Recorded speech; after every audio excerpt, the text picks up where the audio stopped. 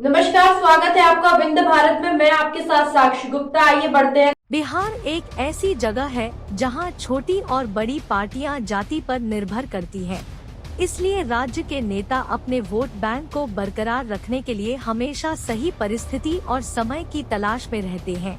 उनमें से कुछ इसका इस्तेमाल अपनी स्थिति मजबूत करने के लिए कर रहे हैं, जबकि कई राजनीतिक दल इसका इस्तेमाल अपने विरोधियों को नुकसान पहुंचाने के लिए कर रहे हैं। लालू प्रसाद यादव के नेतृत्व वाली राजद के पास मुसलमानों और यादवों का एक बड़ा वोट बैंक है। नीतीश कुमार की जदयू के पास लव कुश समीकरण, कुर्मी कुशवाहा है, जबकि बिहार में भाजपा के पास उच्च जातियों और बनिया व्यापारी समुदाय का मुख्य वोट बैंक है। फिलहाल बिहार में ज्यादा बड़े राजपूत नेता नहीं है। वरिष्ठ राजपूत नेता रघुवंश प्रसाद सिंह का निधन हो गया है। बाहुबली नेता प्रभुनाथ सिंह को हत्या के एक मामले में दोषी ठहराया गया था और वो जेल की सजा काट रहे हैं। राजीव प्रताप रूडी और जनार्दन सिंह सिग्रीवाल को बीजेपी ने किनारे कर दिया है। जगदानंद सिंह ने अपनी राजनीतिक विरासत अपने बेटे सुधाकर सिंह को सौंप दी है। आनंद मोहन को एहसास हुआ कि मनोज झा की कविता खुद को उनकी राजपूत जाति के नेता के रूप में स्थापित करने का सही साधन हो सकती है। संसद के विशेष सत्र के दौरान मनोज झा ने ठाकुर का कुआं नाम की कविता का जिक्र किया था। उल्लेख करने के 5 दिन बाद आनंद मोहन के बेटे ने इसे मुद्दा बना दिया, लेकिन असली कारण वो शर्मिंदगी थी जो आनंद मोहन को कुछ दिनों पहले बिहार की पूर्व मुख्यमंत्री राबड़ी देवी के आवास पर झेलनी पड़ी थी। आनंद मोहन राबड़ी देवी के आवास के गेट के बाहर 10 मिनट तक इंतजार करते रहे, लेकिन लालू प्रसाद ने कथित तौर पर उनका स्वागत करने से इनकार कर दिया। हालांकि बाद में राजद ने सफाई दी कि लालू प्रसाद ने गेट पर मौजूद अधिकारियों को उन्हें अंदर लाने का संदेश दिया, लेकिन तब तक आनंद मोहन वहां से निकल चुके थे। सूत्रों ने बताया कि मोहन अपनी पत्नी लवली आनंद के लिए शिवहर, सहरसा, वैशाली या आरा से लोकसभा टिकट चाहते हैं। वोट बैंक की राजनीति का ताज़ा मामला राजद के राज्यसभा सांसद मनोज झा की एक कविता से शुरू हुआ है। बाहुबली से नेता बने आनंद मोहन ने इसे ठाकुरों, क्षत्रियों की शान से जोड़ दिया। गोपालगंज के डीएमजी कृष्णैया हत्याकांड में जेल से रिहा होने के बाद आनंद मोहन खुद को राजपूतों के नेता के रूप में स्थापित करने के लिए एक मुद्दे की तलाश में थे। उन्होंने मनोज झा की कविता ली और इसे इस तरह से तोड़मरोड़ कर पेश किया कि ये आभास हो कि वो एकमात्र नेता है जिन पर राजपूत जाति के लोग भरोसा कर सकते हैं।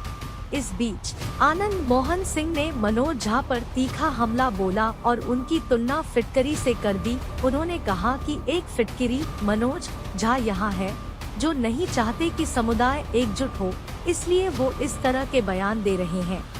अगर मैं राज्यसभा में होता तो उनकी जीभ काट देता। आनंद मोहन ने कहा कि वो भाजपा के एजेंट हैं।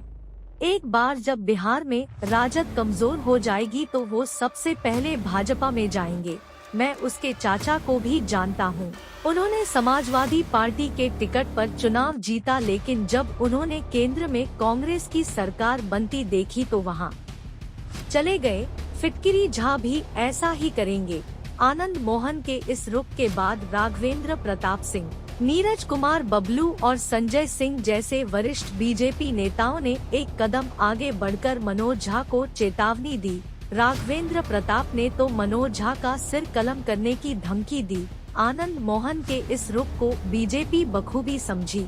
भगवा ब्रिगेड को पता था कि अगर आनंद मोहन ने खुद को राजपूत नेता के रूप में स्थापित किया तो पार्टी का एक बड़ा वोट बैंक उनसे छीन लिया जाएगा। इसलिए भाजपा नेता अपने उच्च जाति के वोट बैंक को बरकरार रखने की पूरी कोशिश करने में जुट गए। राजद और आनंद मोहन भाजपा के निशाने पर हैं, लेकिन लंबे समय तक इस विवाद का असर लालू प्रसाद की पार्टी पर नहीं पड़ेगा। उनके बेटे तेजस्वी यादव भले ही A to Z की बात करें, लेकिन ऊंची जातियां राजद के साथ नहीं जाएंगी और लालू प्रसाद इस बात से अच्छी तरह वाकिफ है। लालू प्रसाद ने मनोज झा का बचाव करते हुए कहा कि उन्होंने किसी जाति या समुदाय को ठेस पहुंचाने के लिए गलत बयान नहीं दिया है। लालू प्रसाद ने कहा कि मनोज झा एक विद्वान व्यक्ति हैं। उन्होंने ऐसा कोई बयान नहीं दिया है जो आपत्तिजनक हो। मनोज झा की शायरी से किसी जाति या समुदाय को ठेस नहीं पहुंची है। उन्होंने किसी को निशाना नहीं बनाया है। उन्होंने जनता के बीच सही बातें बताई हैं। आनंद मोहन को इस मुद्दे पर धैर्य दिखाना चाहिए। जदयू के राष्ट्रीय अध्यक्ष ललन सिंह ने भी मनोज झा का बचाव किया और कहा कि उन्होंने ऐसा कोई बयान नहीं दिया है जिससे किसी जाति या समुदाय को ठेस पहुंचे। राजनीतिक विश्लेषकों का कहना है कि नीतीश कुमार सरकार ने आनंद मोहन को रिहा करने के लिए बिहार के जेल मैनुअल में बदलाव किया था, लेकिन असल मकसद बीजेपी के ऊंची जाति के वोट बैंक को नुकसान पहुंचाना था। ये बीजेपी को चोट पहुंचाने के लिए नीतीश कुमार की बदले की चाल थी। भाजपा ने 2020 के विधानसभा चुनाव में चिराग पासवान के नेतृत्व वाली एलजेपी को वोट कटवा के रूप में इस्तेमाल किया था और जेडीयू को केवल 43 सीटें मिल सकी। नीतीश कुमार और लालू प्रसाद भी बिहार में जाति आधारित सर्वे कराने गए थे। ये लगभग पूरा हो चुका है और जल्द ही सार्वजनिक डोमेन में आ जाएगा। जनता दल यूनाइटेड और राजद सहित अधिकांश राजनीतिक दलों ने दावा किया है कि सर्वेक्षण के बाद राज्य सरकार समाज के वंचित वर्गों के लिए नीतियां बनाने के लिए बेहतर स्थिति में होगी, लेकिन इसका वास्तविक उद्देश्य बीजेपी के खिलाफ चुनावी रणनीति उपकरण के रूप में उपयोग करना है। बिहार के संदर्भ में 3 प्रमुख राजनीतिक ताकतें हैं: राजद, जदयू और भाजपा। राजद, जदयू, कांग्रेस और वाम दलों के नेता जाति आधारित सर्वेक्षणों को बिहार में भाजपा को हराने के साधन के रूप में देख रहे हैं। बिहार की सामाजिक संरचना के मुताबिक ऊंची जातियों को बीजेपी का कोर वोटर माना जाता है और विपक्षी पार्टियां भी इससे इनकार नहीं कर रही है। अगर हम बिहार में मतदाताओं का विश्लेषण करें तो ब्राह्मण, भूमिहार और राजपूत जैसी उच्च जातियों की तुलना में ओबीसी, ईबीसी, मुस्लिम बड़ी संख्या में हैं। राज्य में लगभग 19% ऊंची जाति, 16% दलित, 17% मुस्लिम, 16% यादव और 38% ओबीसी और ईबीसी मतदाता है। राजनीतिक नेता दावा कर रहे हैं कि जाति आधारित सर्वेक्षण भाजपा की तुलना में राजद, जदयू, वाम दलों और कांग्रेस के लिए समान रूप से फायदेमंद होगा। जातियों की वास्तविक संख्या सार्वजनिक होने के बाद राजद, जदयू, वामपंथी दलों और कांग्रेस जैसी पार्टियों के लिए ओबीसी, ईबीसी, दलित, यादव और अल्पसंख्यकों के मतदाताओं को मनाना आसान हो जाएगा, जो बिहार में ऊंची जातियों की तुलना में बड़ी संख्या में है। अगर भाजपा इन जातियों के उम्मीदवारों को टिकट देती है तो मतदाताओं के मन में विश्वास की कमी होगी। तब उन्हें बीजेपी से ज्यादा भरोसा राजद, जदयू, लेफ्ट और कांग्रेस के उम्मीदवारों पर होगा। 2020 के चुनाव के बाद बिहार में 243 विधानसभा सीटें हैं और 52 विधायक यादव जाति के हैं। यादवों को राजद का मुख्य मतदाता माना जाता है।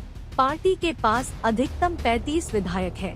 कांग्रेस के 1, सीपीएम के 1, सीपीआई, एमएल के 2, बीजेपी के 7, जेडीयू के 5 और वीआईपी का 1 विधायक है। नतीजतन बीजेपी आरएसएस ने 2024 के लोकसभा चुनाव से पहले आरक्षण कार्ड खेला है। आरएसएस प्रमुख मोहन भागवत ने हाल ही में नागपुर में इस आशय का बयान दिया था और देश में आरक्षण का समर्थन किया था। मोहन भागवत के बयान पर पलटवार करते हुए राजद प्रवक्ता मृत्युंजय तिवारी ने कहा कि हमारे नेता लालू प्रसाद यादव पूरी जिंदगी आरक्षण की वकालत करते रहे और इस मुद्दे पर कायम है। मोहन भागवत ही वो शख्स है जिन्होंने 2015 में सार्वजनिक बयान दिया था कि आरक्षण पर पुनर्विचार की जरूरत है। वो अपने ही बयान का खंडन कर रहे हैं। वो आरक्षण समर्थक टिप्पणियां कर रहे हैं क्योंकि उन्हें आगामी लोकसभा चुनाव में हार दिख रही है। उनकी बातों पर कोई यकीन नहीं करेगा। उनका बयान बिहार में जाति आधारित सर्वेक्षण का मुकाबला करने के लिए। फिलहाल के लिए इतना ही। खबरों का सिलसिला लगातार जारी है, बने रहिए हमारे साथ। नमस्कार।